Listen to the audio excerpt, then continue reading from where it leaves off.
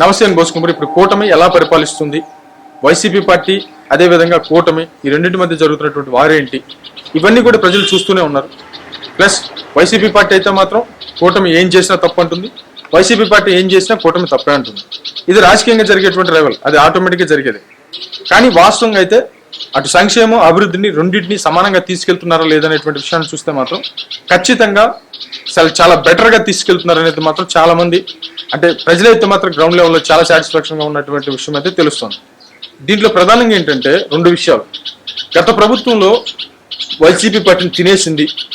YCP party 11 సీట్లకు రావడానికి ప్రధానమైనటువంటి కారణం ఉన్నటువంటి వ్యక్తుల్లో ఖచ్చితంగా 80%, 75% వరకు కూడా ఎమ్మెల్యేలు, మంత్రులు, ఎంపీలే. వీళ్ళ వల్లే వైసీపీ పార్టీ గతిపట్టింది. ఇప్పుడు టీడీపీకి సంబంధించి కూటమికి సంబంధించి వాళ్ళకి సంబంధించి ఎమ్మెల్యేలు చాలా మంది వరకు కూడా గాడి తప్పారు, అక్రమాలకు పాల్పడుతున్నారు, అన్యాయాలకు పాల్పడుతున్నారు అనేటువంటి విషయం అయితే మాత్రం పెను ఉప్పెన అవుతోంది. పెను దుమారానికి దారితీస్తున్నటువంటి పరిస్థితులు అయితే ఉన్నాయి. వీటిని వెంటనే సర్దిద్దుకోవాలి. 164 సీట్లు ఉన్నటువంటి ఒక కూటమి ఎమ్మెల్యేలను కంట్రోల్ చేయలేకపోతే 164 సీట్లు ఇచ్చి కూడా ప్రజలు ఒక రకంగా చెప్పాలంటే సిగ్గుపడతారు, తలదించుకుంటారు. వాస్తవంగా 164 సీట్లు ఉన్నటువంటి ప్రభుత్వమే ఏం చేయలేకపోతే, అంత మెజార్టీ ఉన్నటువంటి వాళ్ళు ఏం చేయలేకపోతే, తక్కువ మెజార్టీ వచ్చినటువంటి వాళ్ళు ఎమ్మెల్యేలను ఏం చేయలేరు. కాబట్టి ఒక భయం అయితే మాత్రం ఎమ్మెల్యేలు తీసుకురావాలి. అది ఒక్కటి చాలు, ఎవరినైనా సరే ఉపేక్షించరు అనేటువంటి విషయం. ఇక్కడ ఎమ్మెల్యేలు ఇంపార్టెంట్ కాదు, మిగతా వాళ్ళు ఇంపార్టెంట్ కాదు.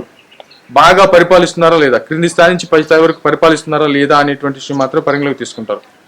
ఓన్లీ పై స్థాయి ఉన్నటువంటి నాయకులు పరిపాలననే అభివృద్ధి మేము తీసుకెళ్ళాలి, సంక్షేమం మేము తీసుకెళ్ళాలి, అది ఇవ్వాలి, ఇది ఇవ్వాలి, అది చేయాలని చెప్పేసి ఏదో ప్లాన్లు చేస్తూ కోట్లు కడుతున్నారు. కానీ కింద బేస్ కరెక్ట్గా ఉందా లేదనేటువంటి విషయాన్ని మర్చిపోతున్నారు, ఖచ్చితంగా మర్చిపోతున్నారు. ఇదే ప్రమాదకరం. అంటే అందరూ చేసేటువంటి విధంగానే గతంలో చేసినటువంటి తప్పులే మళ్ళీ జరుగుతున్నాయి. కింద పునాది కదులుతోంది, కొన్ని రాళ్లు సరైనటువంటి రాళ్లు పడలేదు కింద. ఆ రాళ్లు కొంచెం జాగ్రత్తగా చూసుకొని వాటిని తీసేసి మళ్ళీ కింద పునాదికి వచ్చి దాన్ని వాడు సెట్ చేసుకోవాలి. మీరు ఎంత ఢిల్లీ అయినా వెళ్ళండి, ఎన్ని ఫారిన్ అయినా వెళ్ళండి, ఏమైనా చేయండి, కానీ గ్రౌండ్ లెవెల్లో అనేది చాలా ఇంపార్టెంట్. ఎంత ముఖ్యమంత్రులు అవనివ్వండి, ఏమైనా అవనివ్వండి, గ్రౌండ్ లెవెల్లో చాలా ఇంపార్టెంట్.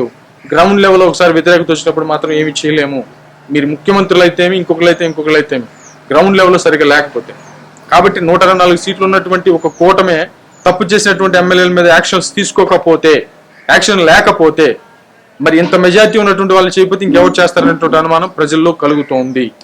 దీన్ని తప్పు చేసేటువంటి వాళ్ళని వార్నింగ్లు ఇచ్చాము, ఎంక్వైరీలు ఇచ్చాము, ఇవన్నీ కాదు.